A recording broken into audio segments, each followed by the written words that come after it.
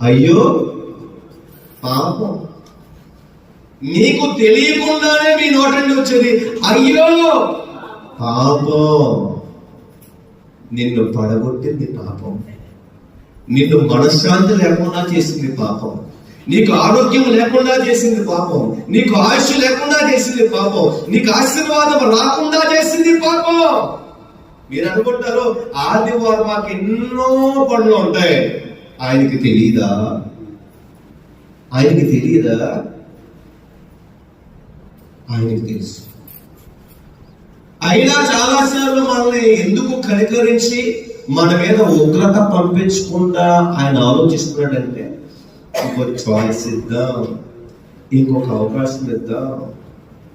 ఈ అవకాశాన్ని ఎందుకు ఇస్తున్నాడంటే మన మీద గొప్పతనం కలిగిన వారు, గొప్పవారు, మనం పెద్ద భక్తి పరులు కాదు, కానీ ఈ అవకాశాన్ని ఇచ్చింది ఆ సమయంలోనైనా సరే మార్పు వచ్చింది. అప్పటి నుంచి కంటిన్యూటీగా దేవుడి మందిరాన్ని విడిచిపెట్టకుండా దేవుడిలో నాటబడతాము.